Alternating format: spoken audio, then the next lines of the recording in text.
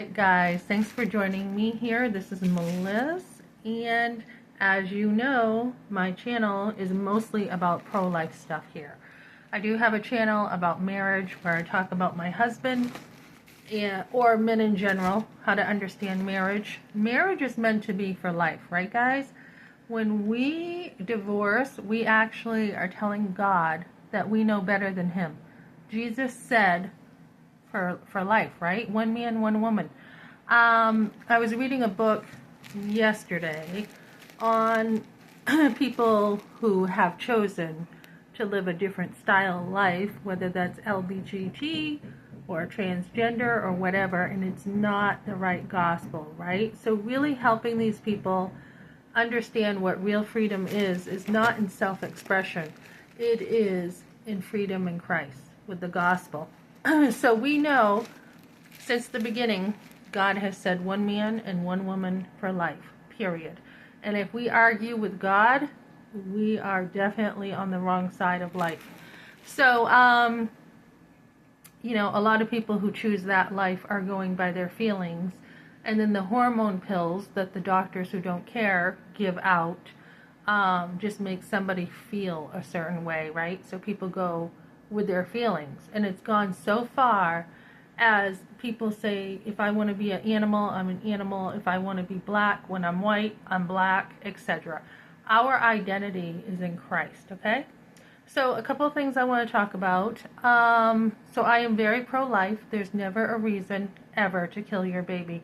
And as I shared books yesterday from Focus on the Family, when I was over there, we know Kermit Gosnell was a horrific story as he kept baby parts in jars and around his home. Absolutely disgusting, right? That's pretty much what abortion is. So today I went to church and I was talking about my pro-life impact with my business, and somebody had said in Boulder today they are having a meeting, and we know Boulder, Colorado has Dr. Hern, right? One of the biggest abortionists ever. And they're having a meeting to help talk to abortionists to help them understand what life is. I really don't get this. I think most doctors really do know what life is. I think they do. They just choose to still do abortions. How can you not know that, right? But yet, Dr. Levantino said he did not understand the two connections until he lost his own child. So,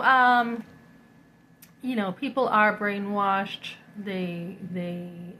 Some I think really just have shut their conscience down.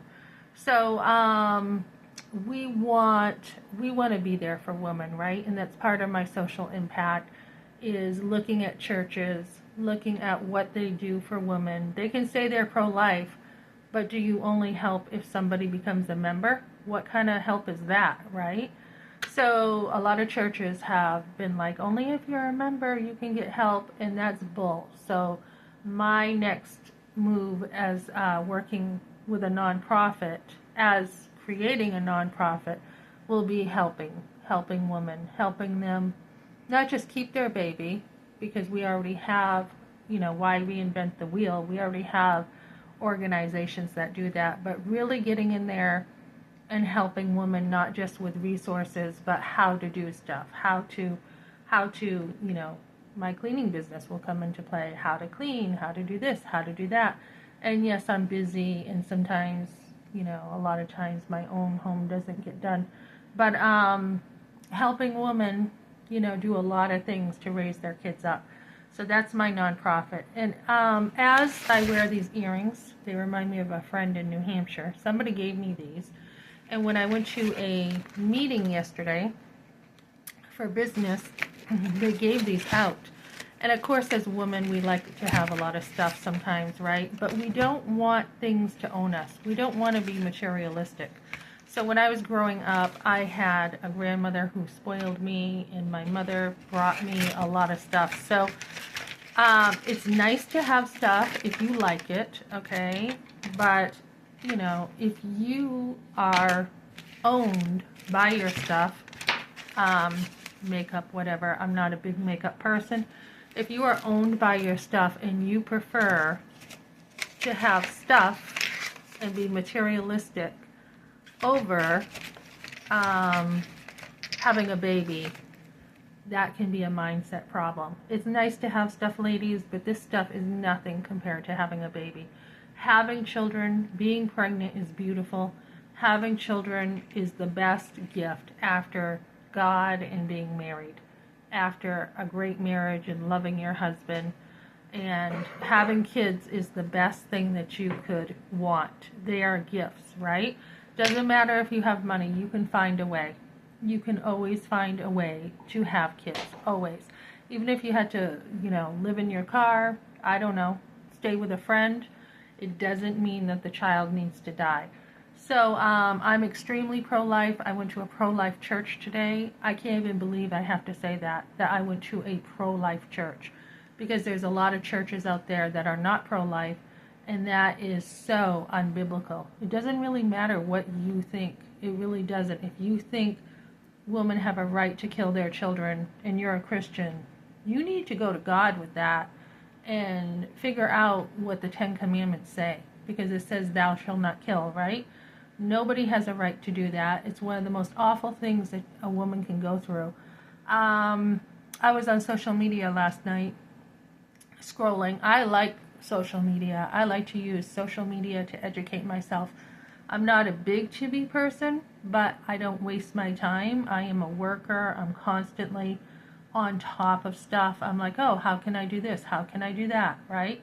So anyways, I was scrolling and I saw this woman from like 10 years ago, 2 weeks ago this was posted. People magazine, she had survived a fetal abduction. And I'm thinking, what is she saying, right? I mean, I've heard of people, being jealous of women who are pregnant, and they pretend they're pregnant so that they can keep a guy, right? But then they go and attack a woman and cut out her baby. What kind of society are we, honestly? So I was reading her story, and she talked about, and don't ever do this, woman, don't ever go to someone's home to get maternity clothes. Go to a, pregnancy center or something. So she went to go get maternity clothes. This woman lured her in the back and said she had more clothes or something. She was being polite and saying, okay, I can take those or whatever, even though she didn't really need them. She was just being polite. And when she lured her back there, she started attacking her. And I'm like, oh my goodness. And she was like just trying to get her down, and she attacked her and actually got her thrown down. And then she hit her over the head or something with something, and she actually cut the baby out of this woman. I cannot imagine, right? But yet, here we are with allowing doctors to pretty much do the same thing. Is that not so? We pretty much have doctors who lure, through Planned Parenthood, lure young girls in to their clinics, and then they pretty much cut the baby out. And except it's not cutting, it's a suction, right? They suck the baby out, and then instead of keeping the baby, they tear that baby to pieces. They pull the arms out, the legs, and everything. And Gosnell went so far to keep everything, which is disgusting. But what's the difference? What's the difference, really, So this woman, I guess she had enough strength. It's a horrific story. She had enough strength to get up, and she felt her intestines coming out of her. And she got up, and she was able to get to the bed and get to her phone and call 911. They found her. There's a recording of her calling 911. They found her. They got her. She almost died. They got her to the hospital. And one of the police officers took a picture of her baby because the lady, this is such a coincidence, this is in Colorado, this was up at Aurora, the hospital there, had taken in the woman who had killed her baby, who had, had taken her baby and said, help, help, I'm having a miscarriage, when she had taken her baby. And so the hospital had admitted her, and it just happened to be the same hospital.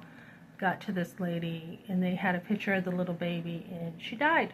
So that is super sad, right? So this mom does have a picture of her baby.